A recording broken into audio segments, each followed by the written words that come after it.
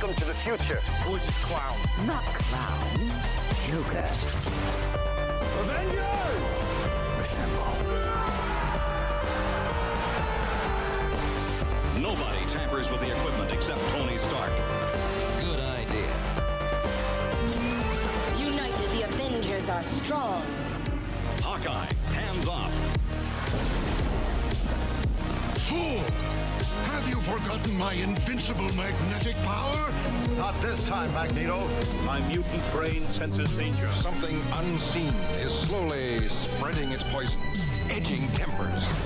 Think carefully before you do this. You filthy criminals. 5, 4, 3, 2, 1. You unlock this door with the...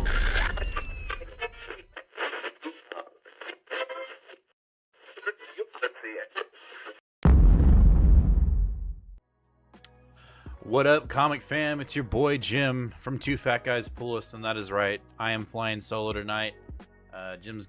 Nate's got a sick kiddo, and he's got to attend to his family, and that's what it is. So I'm flying solo tonight, but don't worry, I'll get you to your destination quite safely.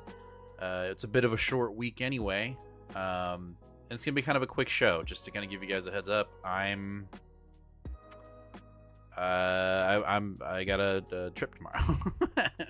I've got a quick trip tomorrow, a day trip, so I got to get some sleep. Yeah, it's gonna be a long day tomorrow. So, yeah. But anyway, let's talk about this week's comics. But before we do that, let's talk about our show sponsor, which is Collected Comics and Games here in the DFW area. That's right. That's where me and Nate get our comic books, our back issues, our omnibus, our hardcovers, our trades, our action figures, our models, our trading cards, our plushies, our statues, our D&D, our 40 Warhammer 40K, all that jazz. That's where we get all of our stuff. And we'd like you to go there too if you're in the DFW area. So go check out Collected Comics and Games. They have 2 locations, one in Fort Worth and one in Hearst. Brent and Ron have done a great job of curating an amazing collection of cool things, some nerdy things, some really awesome things. So if you're in the area, hit up Collected Comics and Games. But if you're not in the area, you can always go to their website, staycollected.com, where you can get all that stuff I just talked about and other cool stuff, exclusive stuff online like store variants, cover variants, ratios, all that cool stuff. Head on over to staycollected.com if you're not in the DFW area. All right. Also, we're on the road to 1,250 subscribers. When we hit that sub goal, we're giving away slabs. That's right. When we hit 1,250 subs, we're giving away this X-Men, Uncanny X-Men #1 from 2019 at 9.8 TGC grade, signed by Jim Chung. Pretty sweet little slab we're giving away when we hit that. We're also giving away slabs all the way up to 2,000 subs, but when we hit 2,000 subs, we're giving away this Thor #1 Nick Klein sketch variant, 9.8 CGC grade, signed by the great Donnie Cates. So if you are not subbed to the show, make sure to hit that sub button, ring that bell, and give us a like. All right, let's get to the show. Before that, let's get to chat. We got Patty saying, "What's up, guys? Hope everybody had a wicked good week." John's in the chat. Jim is solo. That is right. Hey guys, been a long week. Was in the hospital twice. Oh shit, Joe. Not fun, but glad I made it out alive. Oh man, Joe, I hope you're doing okay. I'm glad that you're here. I'm just glad that you're here. Empire Jim all by himself. Yes, sir. Just is what it is, but we'll get through it and hang out with y'all. And like I said, it was a short week. I got a very busy day tomorrow, so I apologize if it feels like I'm going through these books fairly quickly, but I am glad that everybody's here and that everybody's hanging out. And if you're watching this as a past episode, I appreciate you as well. If you're watching this as like a streamed VOD, right? Well, let's go ahead and get into the show. First up with our independents, we have Void Rivals, issue number 16 from Robert Kirkman. And before I even get into that, we got John in with the super chat, donated $5. His top 3 for me this week was Absolute Wonder Woman, ASM, and TVA. Also liked Void Rivals and the return of World Tree. I don't know if Nate picked up World Tree or not. I know that I think he might have been on the fence for that one. But that's dope, John. That is a sick top 3. I love it. For Void Rivals, hopefully you have a good work trip tomorrow. Yeah, I hope so, man. I hate flying. I don't like flying. I don't think anybody likes flying. But I have a flight at 7:30, so I have to be at the airport by 5 to get through traffic and then get there and get through security and then do the thing. get on the flight, and then my day starts at 11 where I'm going, and then I'm done by 2 or 3, and then I literally jump back onto a plane and come home, and I'll be home by around 8:30. So it'll just be a long day of traveling and talking. So, but I'm excited. I'm very excited. It's a big opportunity, and you guys will know more if it lands. If it doesn't, then everything will just stay the same. But we'll see. It's a pretty big. It'll be fun. It's gonna be fun either way. I'm just I'll be doing some editing on the plane. I'll be editing our Catherine Blair Secret Origins episode. I talked to her on Friday, interviewed her on Friday. It was a really good conversation. She's awesome, and really got a lot of insight into the TVA comic book and into Loki season 2. And I wasn't trying to bait her or anything, but I did ask her if she could share any project she's working on. She really couldn't say anything, but I have a feeling we got some cool stuff coming down the pipeline from Catherine Blair. I'm pretty excited. But it was a really good, really awesome interview. I can't wait for y'all to see it. I'll start editing it tomorrow on the plane. I got a 2-hour flight anyway, so that's what I'm gonna do on the plane. Hopefully I'll have it completely edited and have the shorts ready to go, have like the thumbnail done, and then y'all will just start seeing little tidbits of that interview coming out, and then Wednesday we'll drop the main episode at like 7 in the morning. So anyway, let's see here. That A is meant to be read as a Canadian dialect. Got you, Patty. My pick of the week is Green Arrow. It's currently my favorite series. Nate said he was going to jump on it. I don't know if he did this week or not. Neil, they're going to make a Canadian out of you yet, maybe, or as part of you guys. So, yeah, of course, dude. We got you, bro. Practice makes perfect. Isn't Canada supposed to be the 51st state? Ducks for cover. Yeah, I mean, who knows? Shit's getting wild, right? Anyway, Void Rivals, issue number 16. This was, it was interesting. It was definitely interesting. Patty in with the 290, the CA 290, the loony. What do y'all call your? Is it loony? What's the name of y'all's currency? I thought it was loony. Let me know, Patty. Or am I just like dropping the ball there? Coming in with the 279. Love Secret Origins. Hell yeah, for sure. This was crazy. I mean, we had Cobra Law action. We had our original character get sliced and diced. Who knows if he's actually alive or not, or if he's dead. We got a lot of movement with the two warring planet factions. I don't know, man. I was hoping for a little bit of a slowdown, but man, it just kept on just pedal to the metal. I'm not saying it's a bad thing. It just felt like we were doing we just did a shit ton in this book. But the death of our pig bounty hunter scrapper guy here, $1 a loony, 2 is Toonie, 3 is bucks. Gotcha. So I enjoyed the issue. It's just we're not slowing down. It definitely feels like things are starting to ramp up, and I mean that's a good thing. I'm just ready for some. It just doesn't feel like we haven't taken our foot off the gas yet. And I think we're, at least for me, I'm kind of waiting for like a moment where we can kind of just like readjust, because I feel like there's so many storylines going on right now that I just, my focus is, it doesn't feel dialed in. And I don't know if that's a bad thing or not. I don't think for some people, I don't think it is. I think for some people, they love the pacing, and that's great. There's nothing wrong with the book.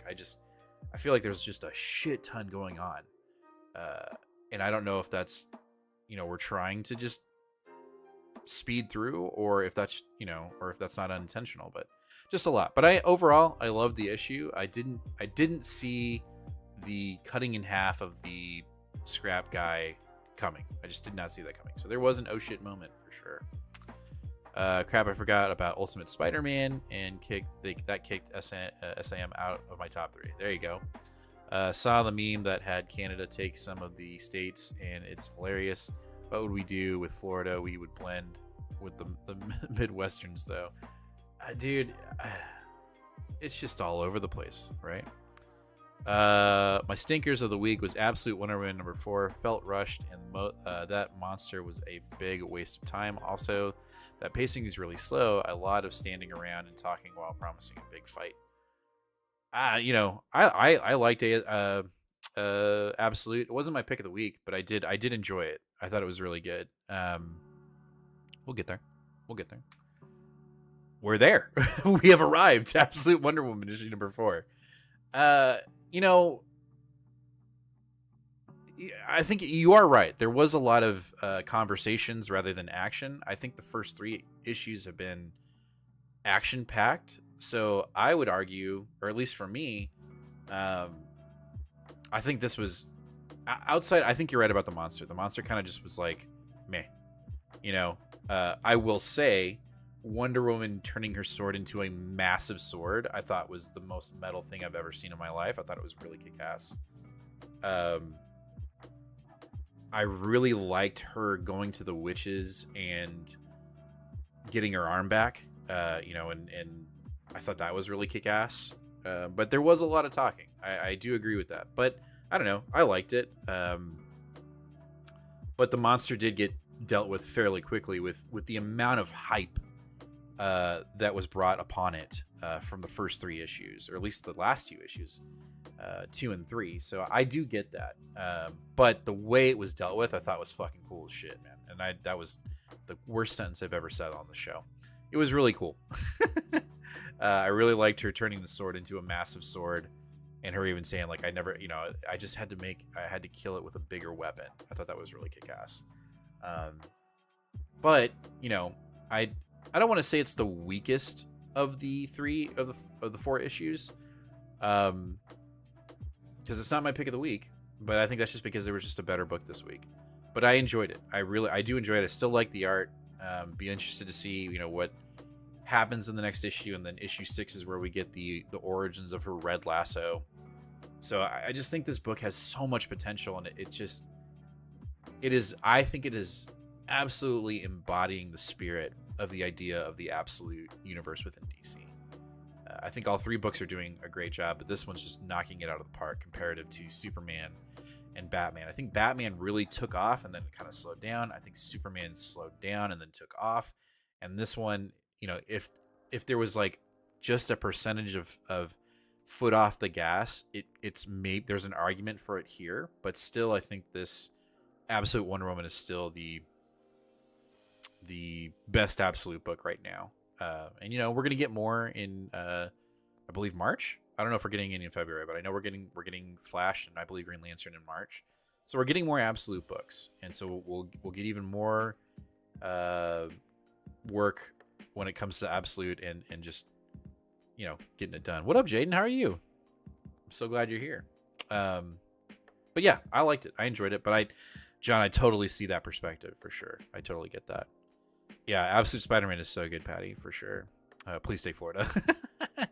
I mean, I can, like, all by myself. Headlines read Ontario man dunked and swapped by Florida man still missing. Gotcha. I love the giant sword. Seeing the insides of the monster. Also like the blood ritual. That was really, really, really cool. I see more people talk about Absolute Wonder Woman than regular Wonder Woman. Yeah. Regular Wonder Woman. I mean, I haven't read the last 3 issues. I'm not sure. Absolute's just killing it. I honestly believe Absolute is just killing, in my opinion. Again, for me, it is killing it comparative to the rest of the DC. But I'm not reading a lot of DC right now. I've kind of jumped off. So Absolute's kind of running the train when it comes to DC for me. So it is what it is. All right, let's move over to Marvel. We got Phoenix issue number 7. You know, a lot's going on here. I do feel like this version of Thanos, it just doesn't, to me, it doesn't feel like Thanos.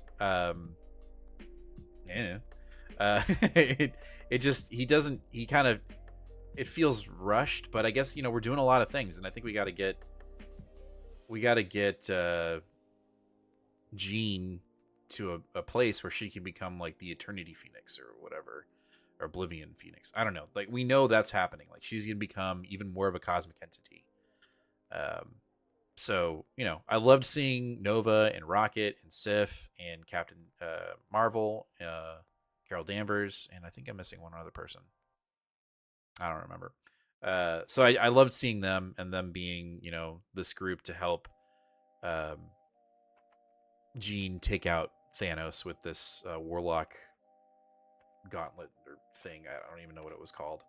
So that was cool. But other than that, it does feel. I just feel like just like with Void Rivals, there's just a lot going on, and it feels like Thanos was just kind of like he showed up, and then suddenly he had this weapon. Now he's using this weapon in here, and now he doesn't have the weapon anymore. So it does feel a little. I don't know. It felt a little rushed. But if I get past that, I love the team up. I love the progression of the storyline with Jean and where, again, this book does not feel like an X-Men book. She is doing her own thing, and I love that. But I anticipate at some point, like I don't think Phoenix. I don't believe Phoenix is involved in the X-Men little mini event that's coming up. I don't think so. I think she's kind of, again, she's so far removed from them. But it'll be interesting to see what happens when Jean eventually comes back to Earth. Like, what is she going to come to? Like, in what state are the X-Men going to be? John, I didn't like this Phoenix issue. I agree with Jim on Thanos and absolutely hate the character that borrowed the Phoenix Force. I might be off this book. I could see that. I get that. I totally understand that perspective. I'm following anything Thanos till we get the death of Thor play out, pay off. Yeah, Joe. I am waiting for somebody to pick that ball up for sure. Phoenix is a good book. It fills the blank for us not having a Silver Surfer book. When can we get a Silver Surfer book, though? You think we're getting one? You would think we're getting one with Fantastic Four coming out soon.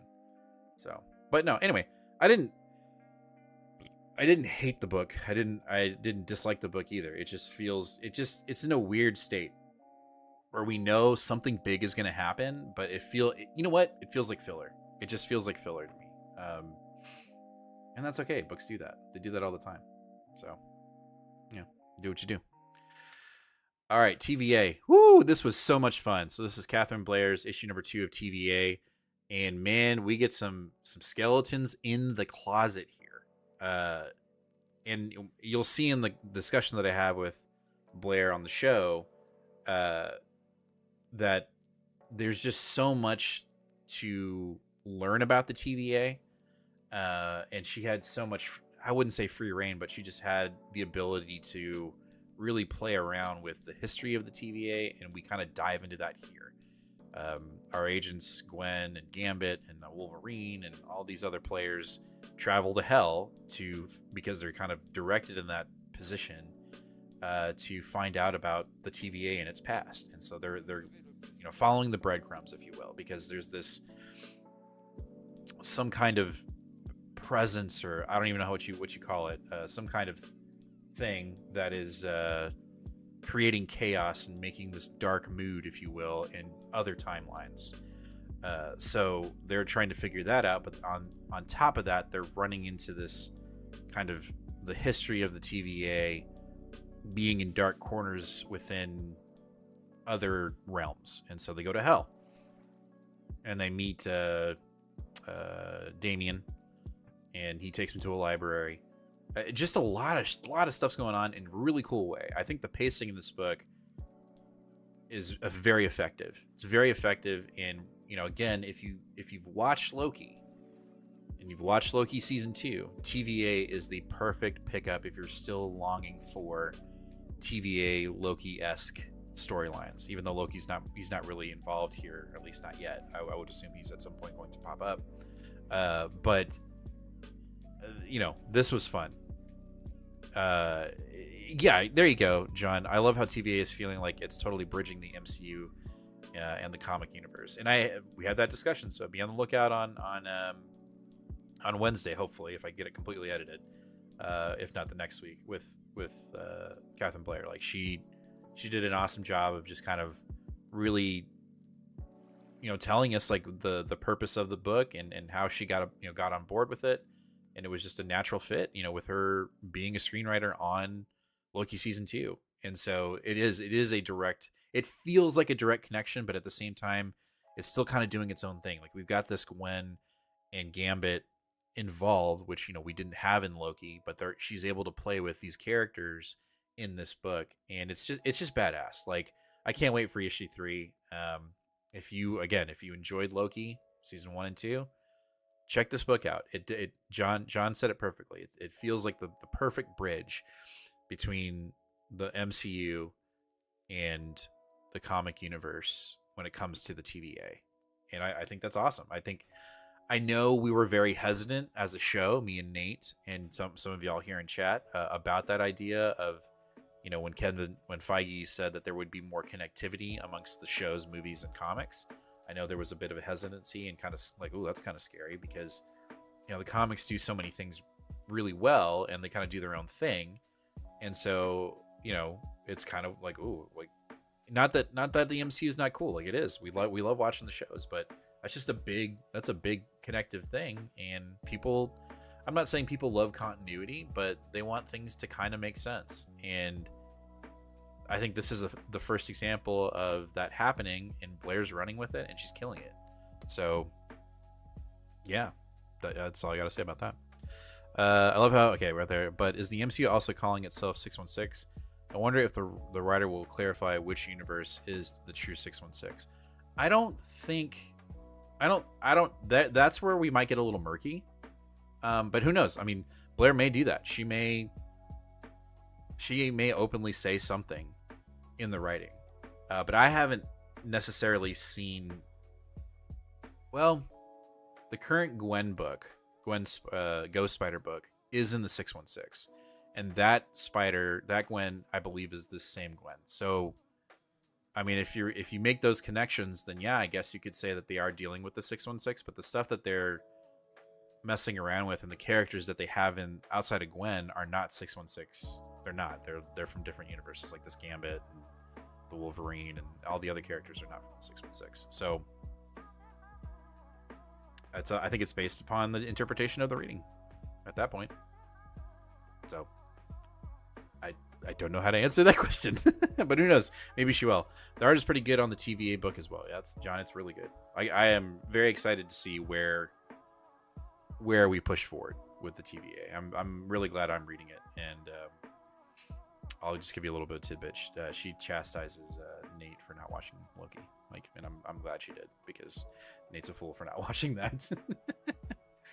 All right, let's keep moving. Ultimate Spider-Man issue number 13. I think this is my pick of the week. This was week. It's Hickman. Hickman is just destroying the Ultimate Universe, and he is quite literally writing the Spider-Man book that everybody has been looking for, that they want, and he's doing the things that everyone wants to do or needs to do to make a really good Spider-Man book. I love the suit being with the son, and kind of trying to protect him and make him feel at ease, but at the same time, like, just mentor him. I think that's great.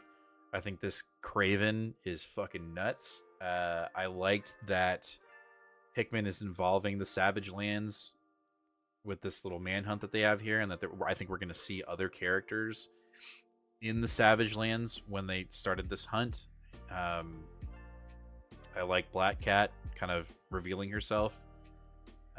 There's just again, there are books that do a lot of things and they do them really well, a la Ultimate Spider-Man and TVA, and then there are other books that are doing a lot of things and they feel really rushed, and I kind of feel like that's Void Rivals right now. But Ultimate Spider-Man, I mean, the artwork, Chichetto's on the artwork, it's freaking insane. Hickman's on the writing, the pacing, and just the general idea of what we're building here is insane. I'm digging it. Like, again, if you're not reading the Ultimates line, and I never thought I'd say this when they first initially relaunched the Ultimate line, I was kind of worried about it. I was just kind of like, uh-oh, like, I don't know much about this. I didn't enjoy when they relaunched the Ultimate line. It just wasn't fun. I couldn't get into it. But man, ever since it's launched and we've gotten all these titles, each one of them hits. Ultimate Spider-Man, Ultimate Black Panther, the Ultimates, Ultimate X-Men. I'm sure I'm missing one. If I'm not, then great. I'd hit them all. They're just all doing fantastic. And I think what makes it even better is that current line continuity right now with Marvel Comics is really good too. So, like, you've got an amazing alternate sideline comics, and then you got really good just main storyline, main continuity doing really well too. But that might be more preference, right? That may be just more, because I'm sure DC people are like, nah, DC's doing great. Absolute Line's doing great. So I don't think I can make that argument. I think it's just all based on preference. But Ultimate Spider-Man, freaking loved it. I thought it was so good. So I'm a big fan. I wasn't a fan with the MCU movies called themselves the 616 because the mainline comics should always be 616. So now we have the book playing with both of those ideas is muddying the waters. I can see that. Thinking about it just gives me a headache. I just say it's Earth in my mind. There you go. There you go. It's all over the place. I will say, as long as, I mean, we know we're getting a Secret Wars movie, right? So at some point, something's going to happen where we're, the Secret Wars is the Infinity Crisis, event for Marvel, right? And there's only been 2.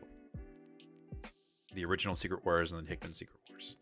So at some point, things will get crushed together and fined down, and we'll have a line of some kind of line of storytelling. We'll just have to wait and see. Yeah, what else is there to say about the Ultimate Spider-Man? Poor Harry is constantly being slighted every issue. It won't end well. Someone's gonna die. Someone's gonna die at some point. So I'm just saying it now. I know we don't want to hear that, but I think someone's gonna die. The thing about it just gives me a headache. Oh, yeah, I read that. So we're getting young Richards Parker about to romance with Black Cat. Love that idea. I don't know. We'll have to wait and see. Who knows? All right, Uncanny X-Men, issue number 9. This shit was brutal. This was brutal. I will say the artwork change definitely. I don't think it shifted the tone of the book, but I mean, it was dramatic. Comparative. Like they're not the same. They're not in the same vein. But it didn't outright bother me. And I'm a stickler for artwork and staying consistent, or at least getting someone that has somewhat of the same art style. And like this wasn't the same art style, but if I put that aside, the story was really good. We've got these dog sentinels who have been trained, and there's like different variations of them. And we got this version that's going after the kids, the outliers, I believe they're called. And they're brutal. They're freaking brutal. And we got a taste of that, when they were kind of like showing them off, and they ended up like killing an intern. And then the hook at the end, like we've got one of our mutants who is basically, I think they're dead, and they die in the issue, but I think it's oh shit, but that's his mutant power, so he's okay kind of thing. So I don't know. I loved the issue. I thought the story I think Simone did a really good job with the story. She's been killing it. I've told you guys from time and time again that this is, to me, I consider this the main X-Line book, not X-Men. I just think this one's just so good. So, but the art was definitely different enough that it made me go, oh, this kind of feels it feels off. It feels a little off. And I hope our cover artist, who's I believe the main artist, comes back, because I would much rather like that. This art change was brutal.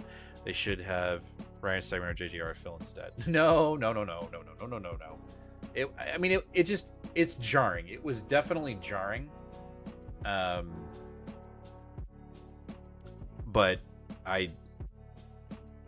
it didn't completely, it didn't kill the book for me, and it didn't make me feel, it didn't make me want to jump off the book, but it definitely was jarring. Like, oh, that's different. That's definitely different. So,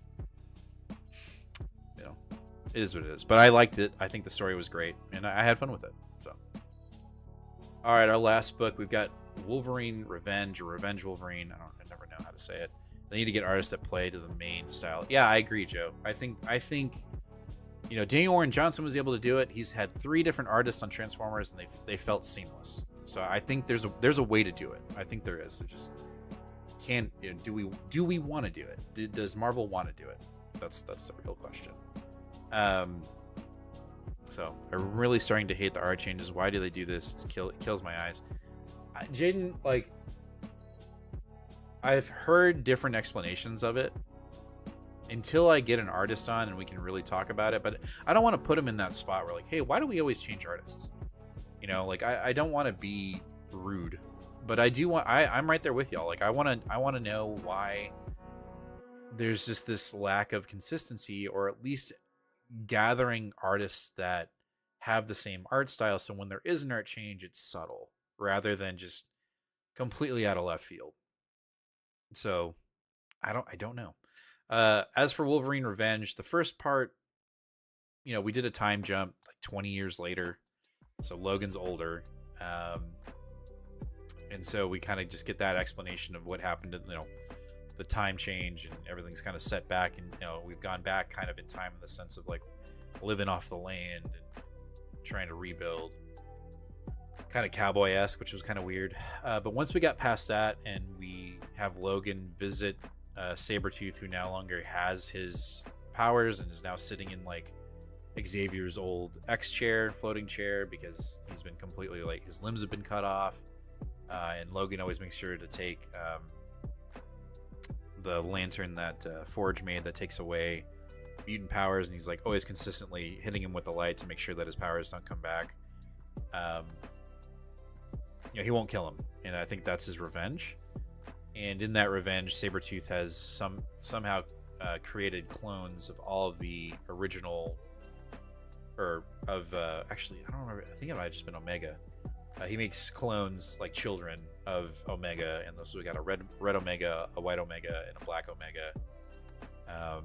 And Wolverine fights them, and they think that they can kill him, and they don't. And they end up getting themselves killed. But then we have a child of Colossus. I don't know if it's a clone or not, but we have a version, like a kid of Colossus who looks like Colossus, but he also has magic sword. So like that's going to be our finale, is Wolverine fighting off a Colossus with a magic sword, with a soul sword. So get ready. Overall, it was fine. It was brutal. The Red Band's parts were there, and yeah, I mean, I think the first half of the book for me was kind of meh, but once we got into the middle and towards the end, and we got into the revenge, loved it. I thought it was great. So, I guess there could be. I guess it's better that we had multiple pages explaining the time jump rather than just saying and time jump. I guess that could be somewhat disruptive, but I don't know. I think when it comes to this storyline, I think that's okay to do, because I just felt like the showing like how times have changed and it's kind of like the Wild West. It just didn't feel like it fit the book tonally. It was kind of weird. So, oh no, I'm can't wait to see the ending. Can't wait to read the conclusion and see where Hickman takes it. So, yeah. Let's hit up chat and let's wrap this baby up. I was still slightly disappointed with Wolverine Revenge. It felt like it was trying too hard this week. I think the beginning felt hard. I think once we got into the actual like clones and him killing off the kids, I thought that was cool. And his back and forth with Sabretooth, I thought was cool. Danny Aris on Hulk was shocking at first, but now I actually enjoy it. Also, Nick Klein is barely on the book, so I see Hulk in PKJ, an Airless book with Phil in the artist with Nick Klein. Yeah, I gotcha. Wolverine Revenge was one of the biggest disappointments in recent times. 2 megastars doing mid-book. This never felt like we were lucky to. Never felt like we were lucky to read. Again, I felt like the beginning of the book felt like a completely different book. But once we got into the banter with Sabretooth, I was in. I was like, all right, this is cool. This feels like the book we read. I will say it's probably the weakest issue out of all the current books. I think the other ones were just metal. So, but John coming in, Iron Man was super poo-poo this week. I stopped reading it after the first issue. I was just not in. Iron Man's too all over the place. He's got his own book. He's in Avengers. He's in West Coast. There's only so much Iron Man I can take. So I stopped reading it. I didn't. That was just me. All right, guys, that's going to do it for this week's not new comic day. What am I talking about? Live show, episode 203 or 202. And I am all over the place. I'm sorry, guys.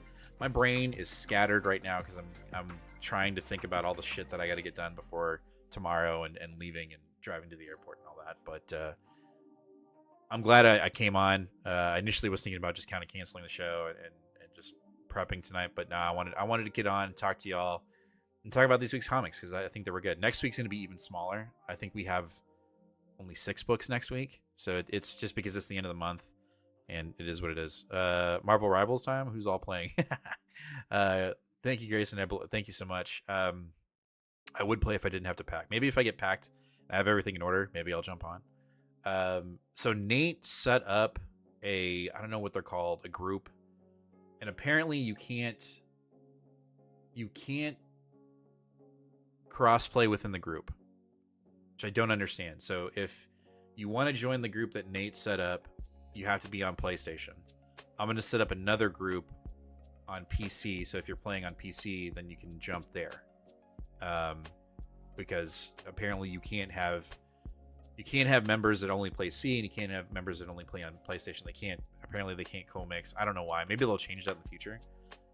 But that just is what it is. So, I'll figure out, I'll figure it out what the group is so you guys can join it if you're on PlayStation. Then I'll set one up for PC. So whenever we're on, you guys can just jump on. Grayson, great show. Be safe. Thank you. Patty, great show as always. Good luck tomorrow. Thank you, Patty. I appreciate it. John, thank you, Jim. I appreciate you. I appreciate you. Moon Knight is my guy, but found out if nobody picks a healer, then we have no chance. I like to play healer. I love Rocket. I know people dog Rocket. I love Rocket, and I also like Mantis. Like Strange as Vanguard or tank. I really like Punisher, but like he's super easy to use. And I started working on Venom. I really like Venom. It's all fun. Marvel Rivals is fucking addicting. Like, if you're not looking for a good new addiction, don't do it. Just don't do it. Well, you can crossplay. We can crossplay. We just can't be in the same faction together. So, whatever. God, I love Malice. Yeah, I have that as a cosmetic. Anyways, guys, I'll catch you guys on Tuesday and then on Wednesday. Yeah, we'll just see how tomorrow goes. My brain is just like, it's more just the flying that's got me fried. I know whatever happens tomorrow on what I'm doing, and I'll just be myself. That's just what it's gonna be. So, all right, guys, we'll talk to you later. Cloak and Dagger, myop. Hell yeah, Joe. All right, guys, we'll catch you in a bit. See you later. As always, comic fan, be kind to one another and read more comics. Later.